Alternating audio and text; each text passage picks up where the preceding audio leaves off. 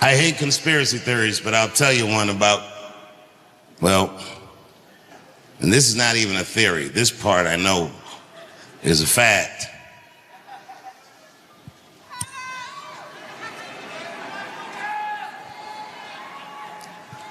Did you know when I left DC and moved to New York in the 90s, that New York City Police Department had a hip-hop police task force? Did you know that? And this task force would follow anybody that was involved in hip-hop culture around.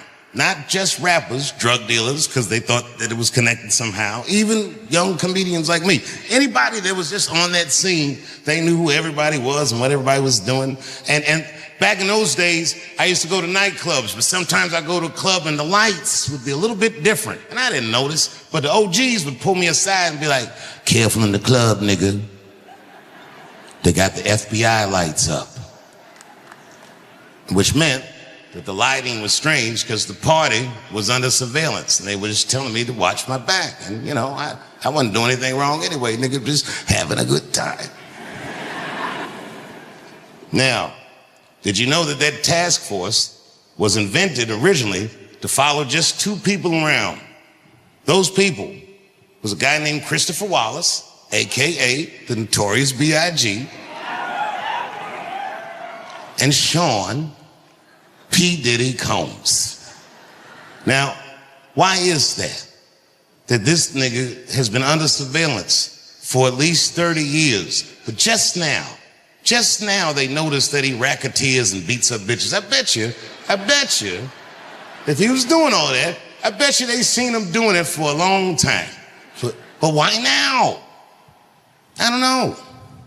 It was strange in this case. Nobody called the police, except for Kid Cudi.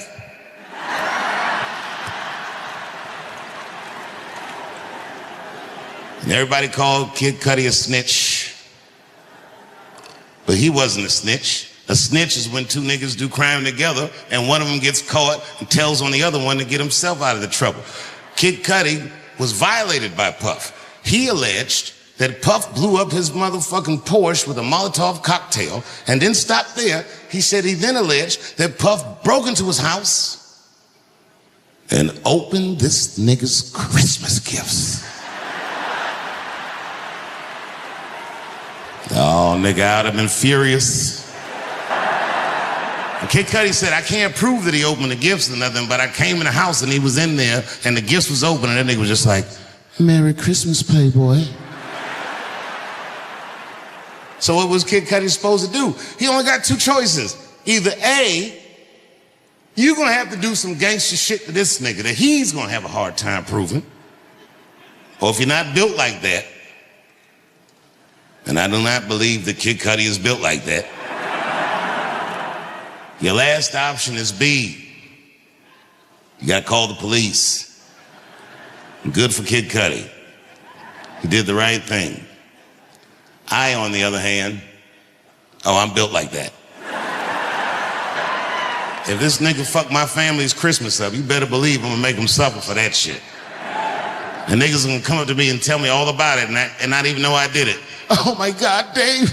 Oh, did you hear what happened to Puffy?" "Oh my God, no. What happened?"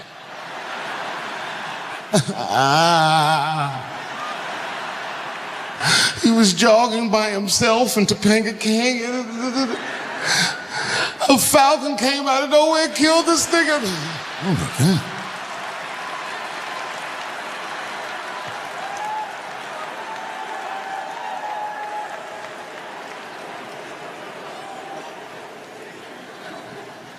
I love hip hop music. I love many of the people that make that music. They taught me things and showed me things that I'd never seen for myself. Good things. For example, I was in Atlanta once. I'm almost done. Hang in there, champ.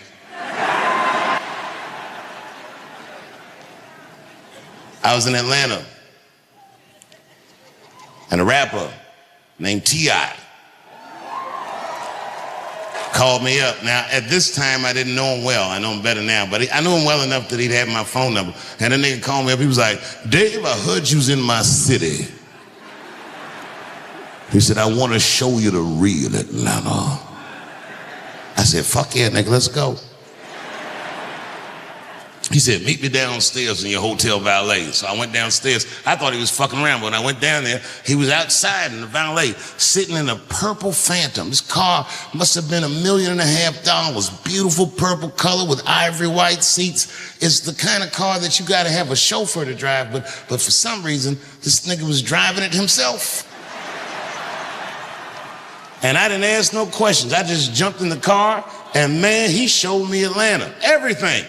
Outkast and them started rapping over there, and Future used to play in the playground over here,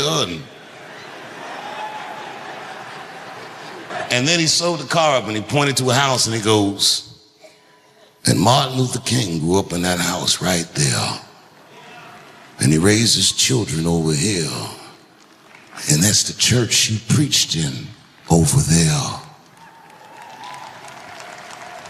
And then we stopped at a red light, and these little black kids rushed the car from either side of the intersection with water bottles. These kids in Atlanta, if you know, they're called the water boys. Their whole hustle is they sell water to people who are stuck in that hot Atlanta traffic. I didn't know that. I just saw these young niggas running up on the car, so I locked the door like, fuck that.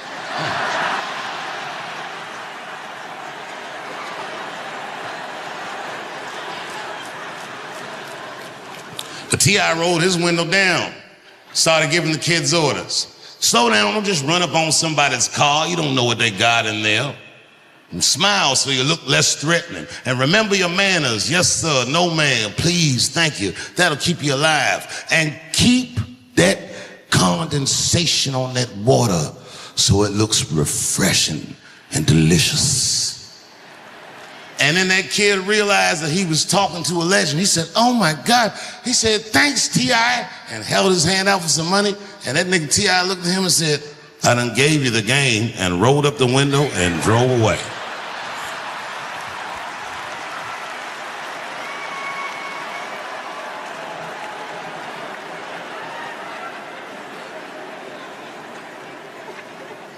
That night, I did my show, and when I got off stage, T.I. was backstage with a friend of his that I didn't know. I just knew his friend was somebody because everyone was acting all excited that he was back there. So I asked him, I go, yo, Tip, who's your man?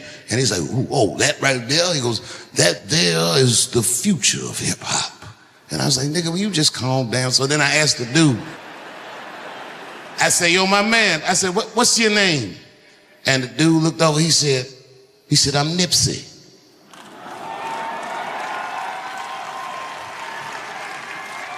And this was Nipsey Hussle. I'm not gonna go all into it, but I gotta tell you, that night, me and T.I. and Nipsey went out, and we had a fucking blast. Good time, not a freak-off fun, but fun. So much so that when I got home from the road, and my wife always asked me, she goes, Dave, how was your trip? Normally I'm just like, it was good. But this time I was like, babe, I met the coolest nigga. I said, this nigga's younger than me, but it's like he's older than me. And she's like, what? She goes, what does that mean? I was like, I don't know, bitch. She's like,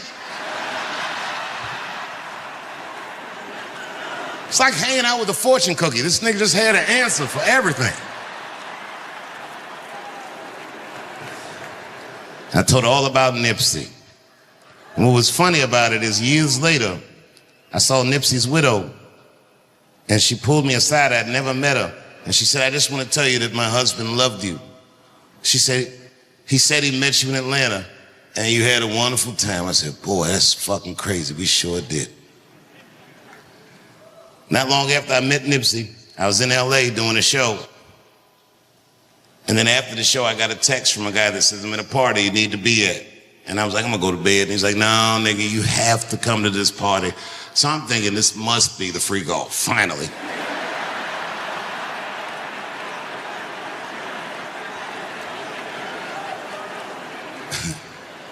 And the party was at a place that I'd been to 1,000,000 times, so I wasn't excited about being in that place. But when I walked in, it just was different. It was popping. And it turns out that the party was for Nipsey. Nipsey had been nominated for Rap Album of the Year, and everyone that he would have ever respected was at the party. T.I. was there, Snoop was there, Jay-Z was there, Puffy, before we knew he did all that stuff, was there.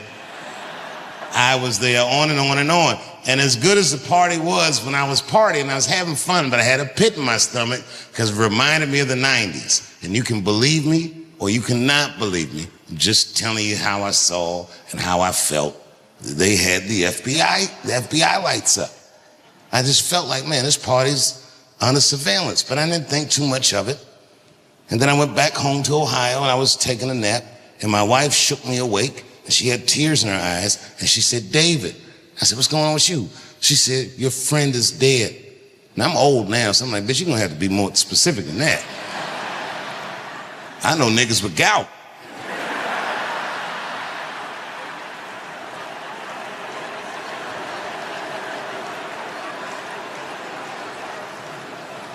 But it was Nipsey. And this is why I feel for Charlie Kirk's fans, because I know what it's like to see someone you look up to and admire gunned down by a fucking nobody. Oh my God.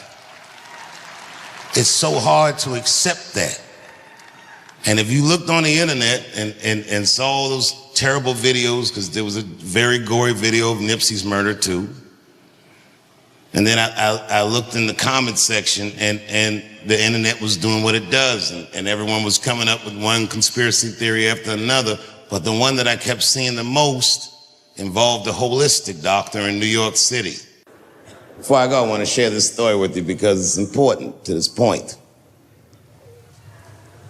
I want your community to know that one of the coolest people I ever met was a transgender woman. And this is not a man that I knew that became a woman. This woman was trans when I met her. Lived in San Francisco. Daphne Dorman is her name. I would do 18 shows in the Bay Area, sometimes in Oakland and Dirty Hood nightclub, and she would be there, a white trans woman, laughing loud and hard at everything I said, especially the trans jokes. It's very puzzling because she was obviously trans. And one night after one of the shows, I met her. And what it was, turns out, it was her dream to be a comedian. And I was her hero. It's very moving. I could not dislike somebody that felt that way about me. We became fast friends. And when I made that special Sticks and Stones, right as it was coming out, I happened to be in San Francisco and I wanted to do a show, but I needed an opening act. And I remembered that trans woman I had met. So I called her on the phone. And I called her myself. I said, hey, Daphne, this is Dave Chappelle. She couldn't believe it. And I go, I'm in San Francisco. And then she started saying a bunch of wild stuff. I was like, relax now. I don't want any pussy. I was, I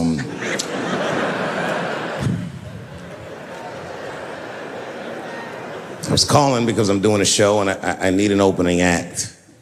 And I was wondering if you'd open the show. And she was like, fuck yeah. Now, I didn't know this at the time, but this woman had only done stand-up comedy 8 times in her life. This is little to no experience. And now she's about to open a show for what many call the GOAT.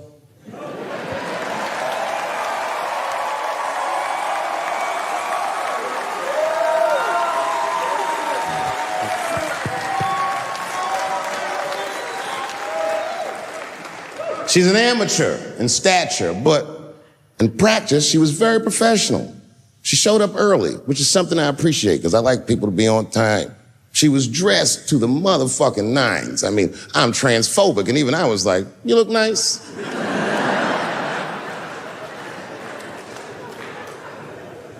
Went up on the stage with all the swag of a professional comedian, grabbed that mic and walked right down the middle and looked at the crowd like a gangster. Man, you should have seen her work. This bitch bombed for 45 minutes straight. And I am not exaggerating, young man. That show was terrible. Stunk. Stunk. And then she brings me on and, you know, I was like a glass of water after a handful of salt. The crowd was happy to see me. I was killing it. But here's what impressed me. Any other comedian I've ever seen, if they had bombed as bad as she did, would have snuck out of the back of the theater and went home and cried or something. And she didn't do that. Not only did she not leave, she found a seat right up in front. You know, when a new comedian watches an experienced comedian in comedy, we call this taking class. And this bitch took my whole class. She sat up there and was laughing as hard as she always laughs, as if nothing bad had even happened to her. And I saw her show. Something bad happened to her.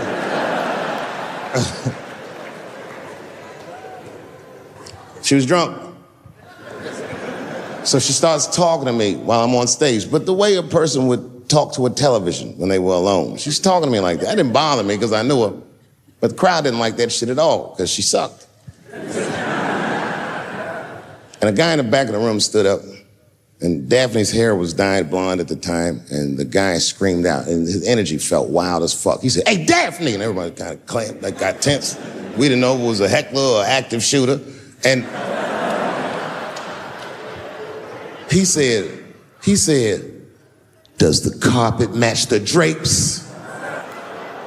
Yeah, it was fucked up. The whole crowd kind of groaned because it was so, like, mean. Everybody groaned, except for Daphne. She kind of laughed, which was weird. And then she didn't even look all the way back. She said, "Sir, I don't have carpets. I have hardwood floors." Just like that. Just like that. And boy, when she said that shit, it blew the roof off the place. Cut through all the tension. With that one joke, she made up for 45 minutes of a stinker of a show. And after that, she could do no wrong. And I kept on rocking. She kept on talking to me.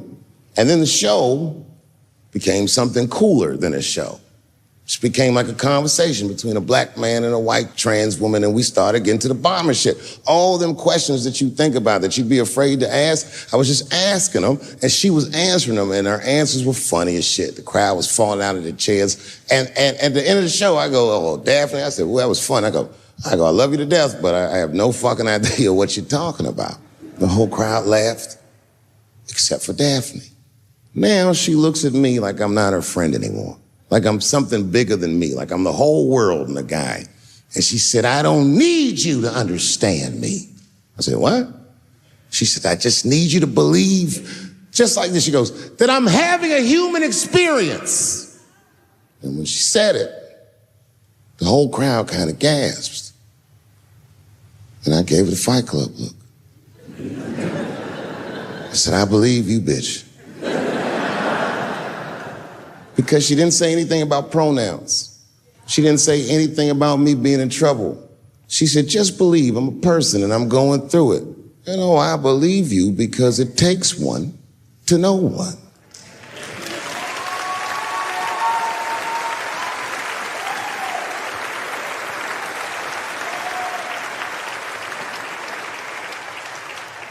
Then I told the crowd good night, and they start going crazy. And before the applause gets to its crescendo, I say, "And don't forget my opening act, Daphne." And the crowd stood up. And I looked at her, and tears came out of her eyes. She couldn't believe it was happening. I couldn't believe it was happening because her show stunk. And it was a great night. I remember the late, great Paul Mooney was there. A bunch of fly-ass comedy niggas was there. And we all went backstage and was just drinking and talking shit and laughing, and Daphne stole the room. She had everyone cracking up, spinning the yarn, telling us all these crazy stories about shit she be into. We all laughing real hard, and as she's telling us and everyone's laughing, I'm looking around, I'm like, "Oh my God, she is funny." I pulled her aside and I said, "You're hilarious. I didn't know that when you were on stage." I said, "You're doing some things wrong, but I can help you." I said, "Anytime I'm in San Francisco, why don't you open the show for me, and I'll just try to give you some pointers, see if you can't work this thing out." And she said, "Are you serious?" I was like, "Yeah." And she grabbed me real tight, hugged me, squeezed me, and I pushed her off violently because I'm transphobic. I said, "Boundaries, bitch."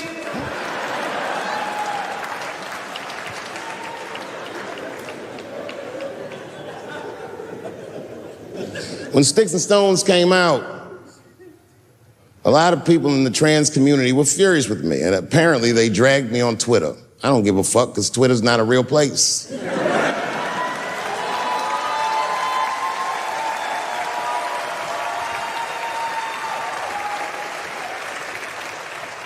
And the hardest thing for a person to do is go against their tribe if they disagree with their tribe. But Daphne did that for me.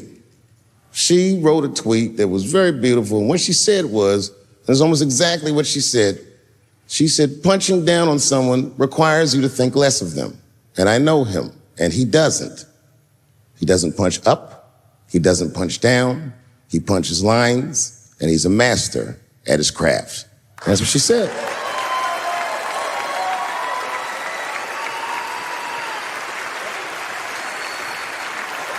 Beautiful tweet, beautiful friend. That took a lot of heart to defend me like that. And when she did that, the trans community dragged that bitch all over Twitter. For days, they was going in on her, and she was holding her own because she's funny. But 6 days after that wonderful night I described to you, my friend Daphne killed herself. Oh, yeah. It's a true story. My heart was broken. Yeah, it wasn't the jokes. I don't know if it was them dragging her. I don't know what's going on in her life, but I bet dragging her didn't help. I was very angry at them. I was very angry at her. I felt like Daphne lied to me. She always says she identified as a woman, and then one day she goes up to the roof of a building and jumps off and kills herself. Clearly, only a man would do some gangster shit like that. Hear me out. As hard as it is to hear a joke like that, I'm telling you right now, Daphne would have loved that joke. That's why she was my friend.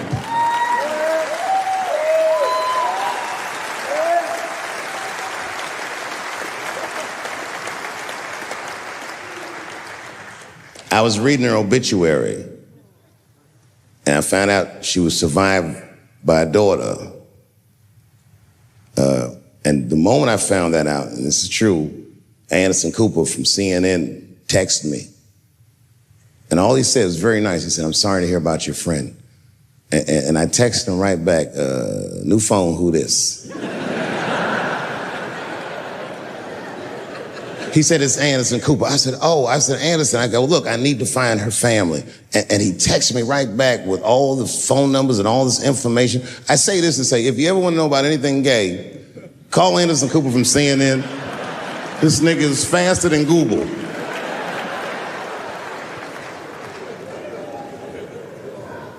And what I did is I got in touch with her family and I started a trust fund for her daughter, because I know that's all she ever really cared about.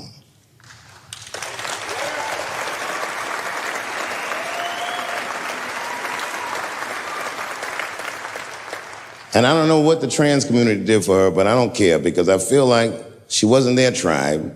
She was mine. She was a comedian in her soul.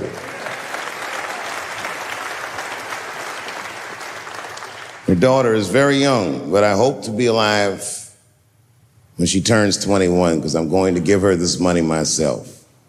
And by then, I'll be ready to have the conversation that I'm not ready to have today. But I'll tell that little girl, "Young lady, I knew your father. And he was a wonderful woman."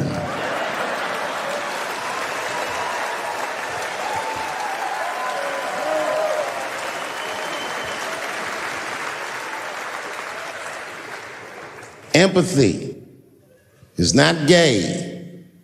Empathy is not black. Empathy is bisexual. It must go both ways. It must go both ways. Remember, taking a man's livelihood is akin to killing him. I'm begging you, please do not abort the baby.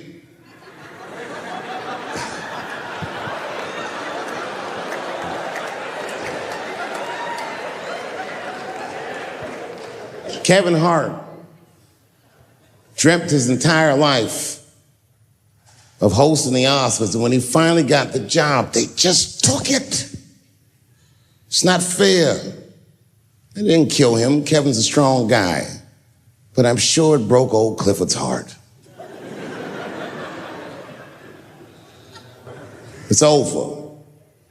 LBGTQ, LMNOP, QIZ, it is over. I am not telling another joke about you until we are both sure that we are laughing together. I'm telling you, this is done. I'm done talking about it. All I ask from your community, with all humility, will you please stop punching down on my people? Thank you very much, and good night. Last time I was on this stage, in this room, I was taping my first 1 hour special. It's called Killing Them Softly. My girlfriend was sitting in that row, pregnant. She's now my wife.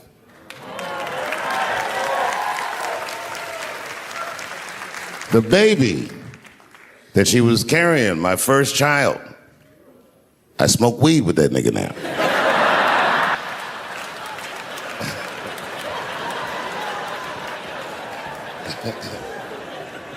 And what I remember most about that night was the pressure. Before the show, I had to run out there on the avenue and hand out tickets to anybody who would take them because I couldn't even fill the fucking room. And boy, what a difference. Yeah. Well, I know what I'm doing after the show. I gotta tell you. The other day, my wife called me creepy. You know, I frequent strip clubs. I don't want, it's something I like to do. And my wife said I was creepy because I go to strip clubs by myself. Is that creepy? I think that's better than going with the fellas. That's creepy to me. Hey, y'all, let's all go to the strip club and get our dicks hard together as a group of friends. Drive home in a quiet car and not talk about any of the things we've seen or done. No, nigga, I go by myself. But my wife doesn't understand why I go to the strip club. It has nothing to do with sex, you understand? I need a pinch of sexual energy in a room to relax, but it's more about being out. I like the music. A few naked chicks in there, it just makes me feel good, but I'm not trying to like socialize or meet anybody. You know, sometimes I go to the strip club and I bring a book. I do, and I sit right by the stage because the reading light is better.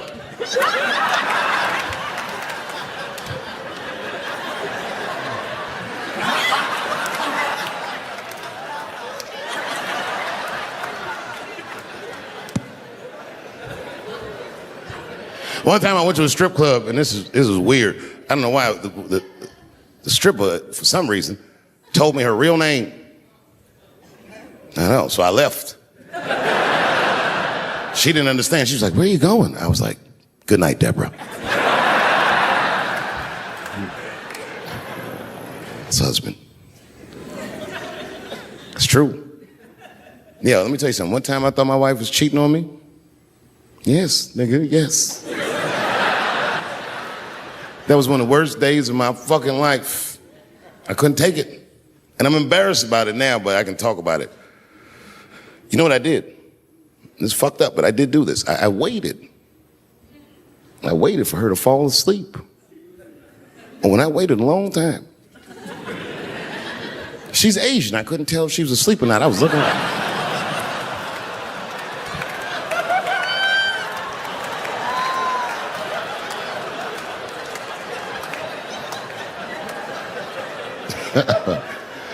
And when I was sure she was asleep, you know what I did? I stole the iPhone, took it downstairs and started trying out passwords to see if I could open it. I couldn't figure out the password. Then I remembered it's iPhone. This shit has facial recognition. I was just like, oh. And that shit opened right up.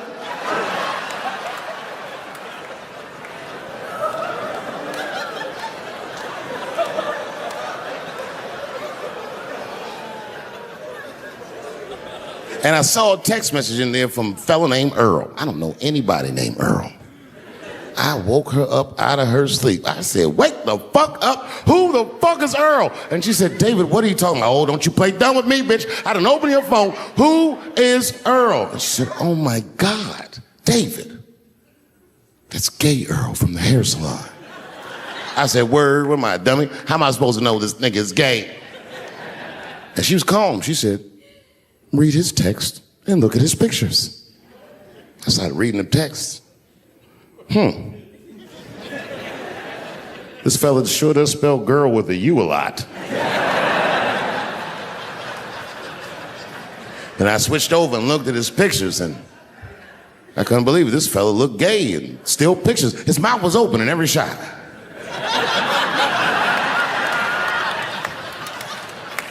And then I knew she was telling the truth. And then I felt like dumb. I said, I'm sorry. Okay, I'm sorry. Here, take your phone. I'm sorry, just go back to sleep. I'm sorry, I guess I just been insecure because all this cheating I've been doing. Good night.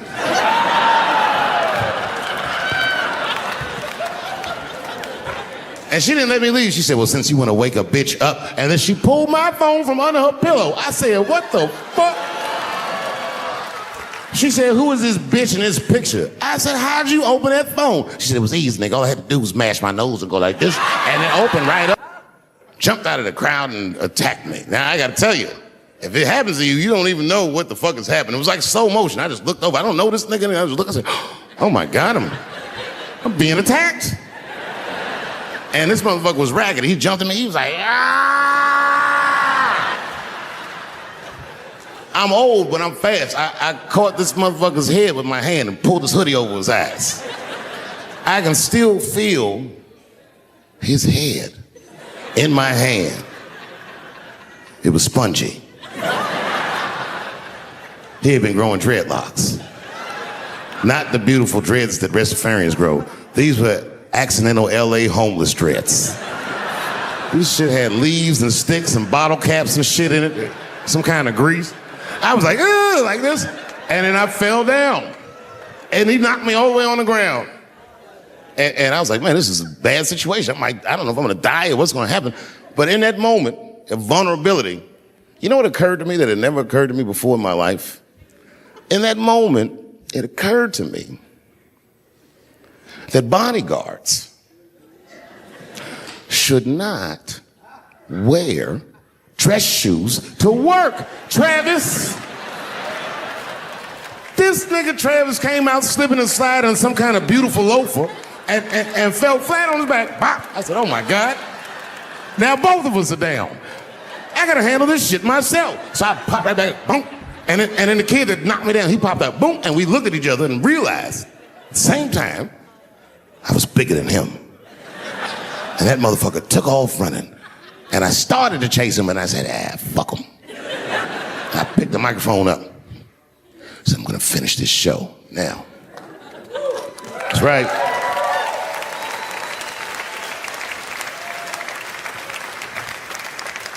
For 3 months before that, I'd been making fun of Chris Rock. And people would ask me all the time. They'd say, "Dave, what would you do if you were Chris Rock and Will Smith slapped you in the face?" And to this day, the answer is the same.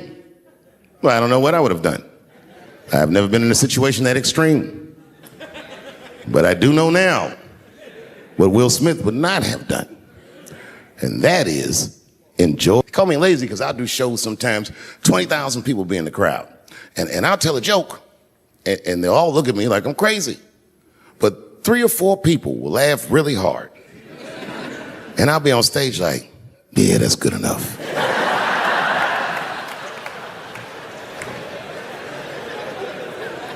We love you.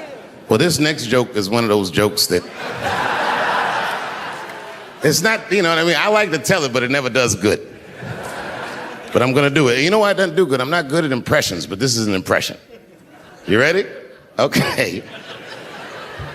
This is not gonna work. All right, this is my impression. It's my impression of the dead people on the Titanic. You didn't let me finish. This is my impression of the dead people on the Titanic as the submersible was approaching their ship.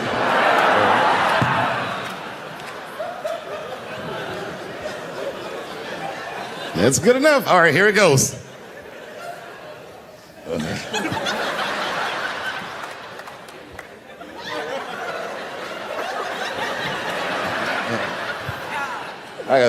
gonna do it. Okay, here goes. Join. And she's crying. She said, oh my God, David. She said, if you had died tonight, me and the kids would have nothing.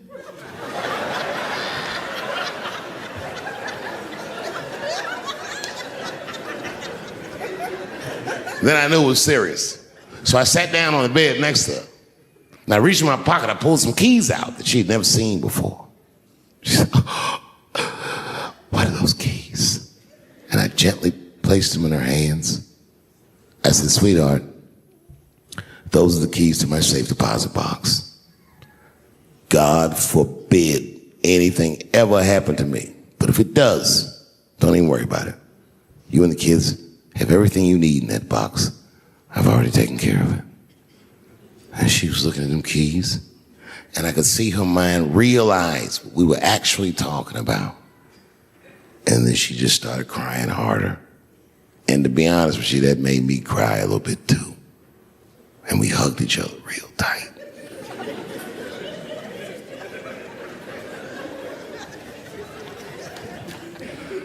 Do you know this bitch looked in the box while I'm alive and well? Who does that? Oh my God. And then she was mad at me. She said, God damn it, David, I opened that box. I said, you did? She said, yes, I did. And there was nothing in there.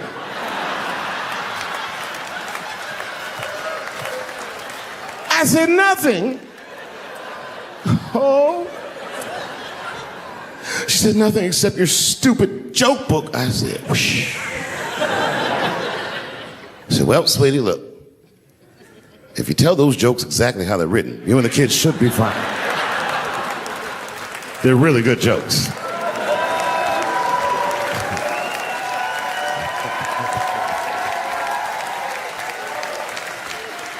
She's like, good jokes? What is this shit? Come join me in my watery grave. No, he got rodeo. Timmy said he wanted to be a fireman because deep down, Timmy's attracted to fire. And by the time he's 14 years old, this nigga's a full-blown pyromaniac, playing with kerosene and matches like a goddamn expert.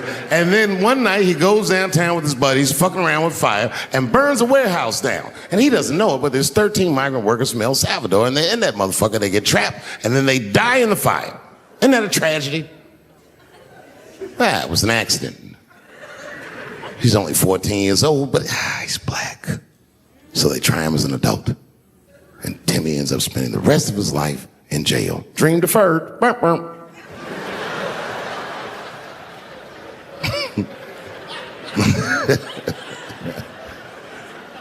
What about you, Billy?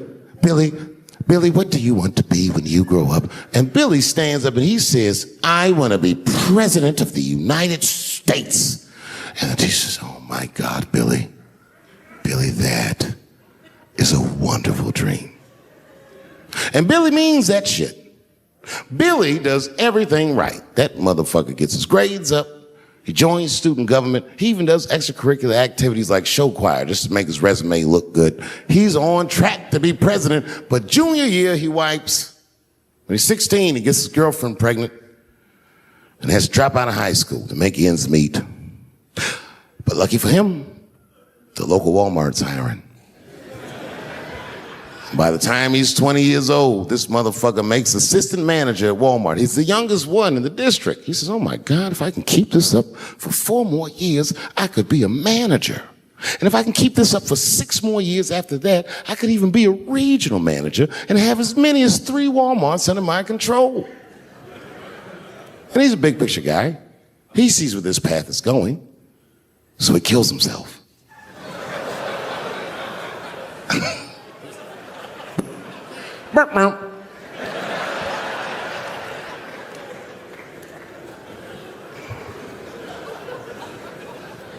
Well, what about you? What do you want to be when you grow up? I don't want to say, because I don't want the other kids to laugh at me. Who cares if they laugh? Your dream is yours. Own your dream so they can come true. Say it loud and proud. What do you want to be when you grow up? Little Nas X. And that nigga stood up in front of the whole class. I want to be the gayest nigga that ever lived. I want to do a music video and slide down a stripper pole all the way to the depths of hell and suck the devil's dick at 10 o'clock on BET while all the kids are awake and can see me. Shockingly, that was the only dream that worked out. Here we are, Los Angeles, the world capital of rape and dick breath. The fuck has been going on out here? Keeps getting worse. But just when you think it can't get worse, they got Charlie Rose today.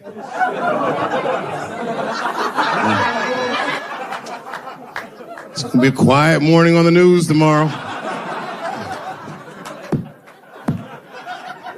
Charlie Rose, who's next? Captain Kangaroo? Everybody is raping like hotcakes. I, for one, am starting to get worried. You know, I've been in show business 30 years. I had no idea how much danger I was in. It's really some scary shit. I gotta tell you, Harvey Weinstein's probably the first person that I ever looked at a photograph of and was like, yeah, he rapes. I'm not sure this motherfucker has a choice. Not a handsome man. Not, a lot of meat and extra skin on his face. Yeah, he's ugly. You know, the sad part is, he's done so well in life, he probably doesn't know he's ugly. You know, when you're good looking, everybody will tell you, oh, you look wonderful, you're so great looking. But when you're ugly, you gotta figure that shit out for yourself. It's a lot of putting clues together through the years. Why am I not getting in the club? I got all the right shit on.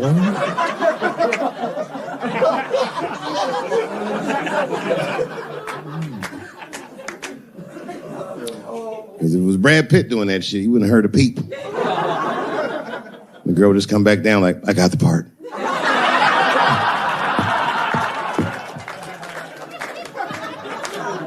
Yuck. And yet, it is important that I acknowledge, ladies, you are absolutely right. There you go. And you gotta all be mindful of that, guys, because this could happen to any of us. It could happen to me. I can see that. I can see myself showing up. Hi, I'm here for my 3 a.m. with Mr. Weinstein.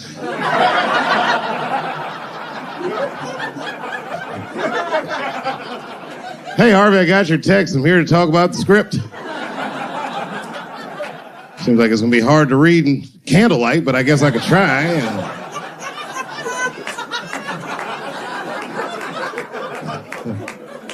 Sound like a fucking nightmare. Could you imagine that shit?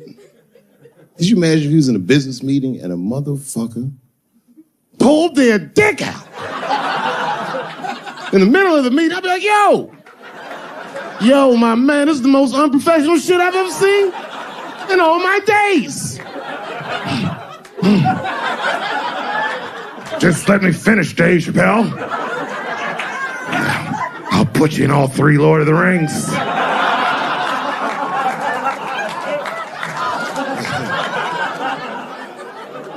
Hurry up, nigga. I have other meetings now. I have a 4:30 a.m. at Brett Ratner's house. And, I believe it's wardrobe fitting.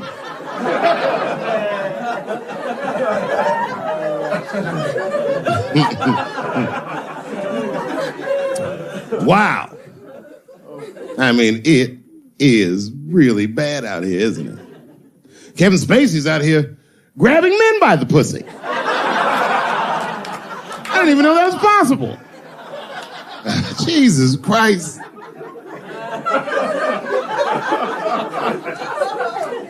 He got the guy from Star Trek, The Next Generation. That's who we got. Last time, it sounded like he was more than that, but that's who set it off. He's 14 years old, and Kevin Spacey accosted him at a party, which I gotta say, by the way, for the record. Been to a lot of parties in my day. Never been to a good one that had 14-year-old boys in it. Not even when I was 13, you know what I mean? Who wants to kick it with a bunch of hubba bubba chewing niggas like, having a good time, nigga. Yeah. Ironically, the kid grew up to be gay anyway, which means Kevin Spacey can sniff that shit out like a truffle pig. Yeah, he's one of me. And not the victim blame, but it seems like the kind of situation that a gay 14-year-old would get himself into. I know I didn't say that right, but it's true, nigga. Like, you know why I say that, though? Because I went to an arts high school, and, like, all them niggas was gay, man. Like, in high school, all them dudes was gay. And them gay dudes was way more mature than the rest of us, and we didn't know why. We just knew they was mature. You ever see a gay dude at lunch? Perfect posture, nigga sitting there. Eating responsible. And then you take that thermos out, and you'd be like, what the fuck is that? Is this nigga drinking wine with lunch?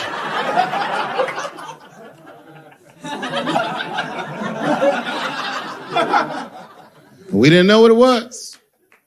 Because we were young boys, we were just trying to figure out who we were. And we didn't realize these gay dudes was fighting to be who they knew they already were. Some impressive shit. They were fearless, the gay kids. Fucking fearless. I've never seen a scared gay dude in my life. What kind of man has no fear? You could be tied up in a hostage situation with a gay dude. Them niggas would still be like, I'm thirsty.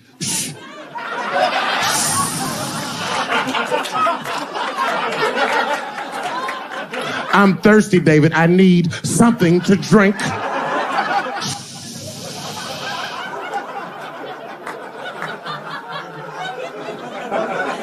Well, then shoot me. I would rather die of a bullet than dehydration, nigga. I am thirsty. I need some water.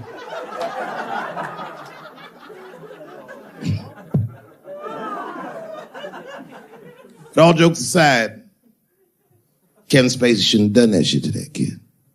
He's 14 years old and was forced to carry a grown man's secret for 30 years. Jesus Christ, he must have been busting at the seams with that one. The saddest part is that he was able to carry that secret for 6 more months. I would get to know how House of Cards ends.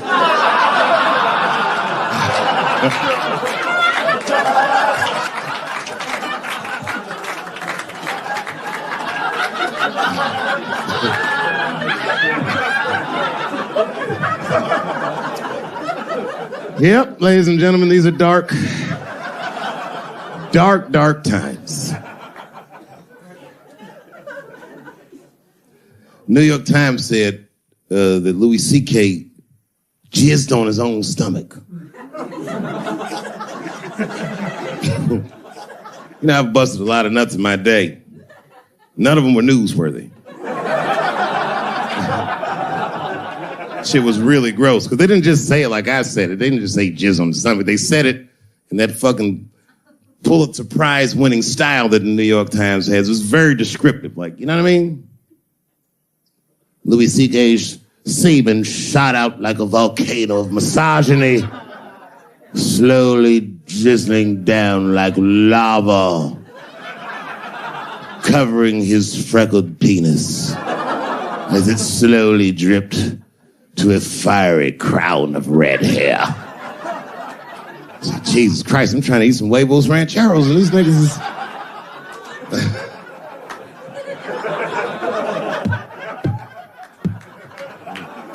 And you know, the tough part, being a comedian, knowing the motherfuckers, everybody comes up to me like, did you know? Did you know what Louis was doing? No, bitch, I did not know. The fuck you think we talk about at the comedy club? Hey, nigga, how was the weekend? Great, man. I was just jerking off in faces and coming on my own stomach, having a good time. You know how this business is. No, I didn't know. They act like we sit around like Grease. Tell me more, tell me more. That she put up a fight. Dun, dun, dun, dun, dun, dun, dun, dun, dun, dun.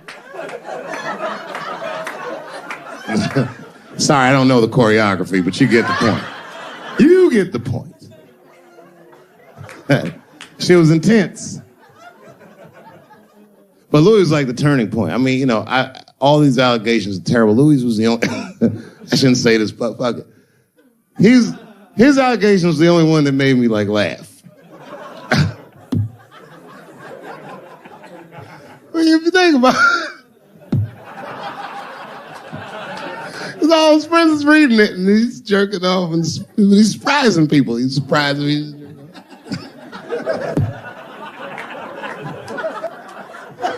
I just picture all the comics in comedy just reading it like, what?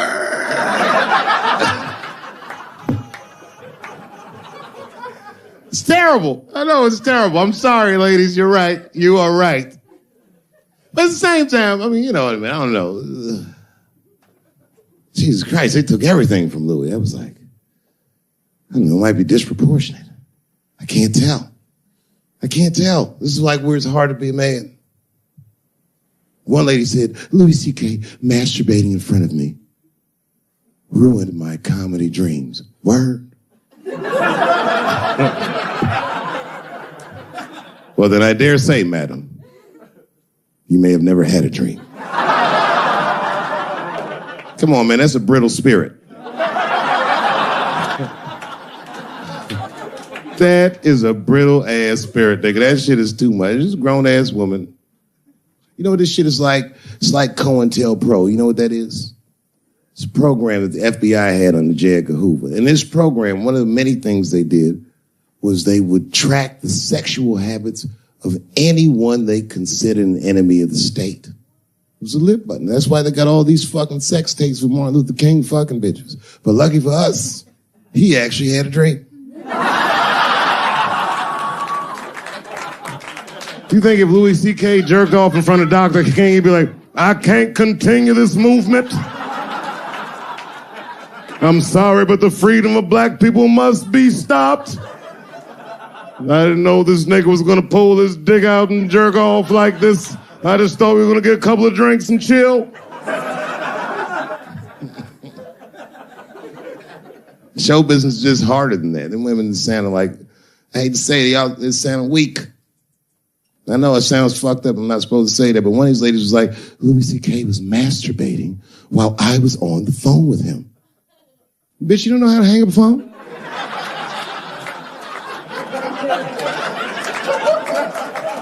How the fuck are you going to survive in show business if this is an actual obstacle to your dreams?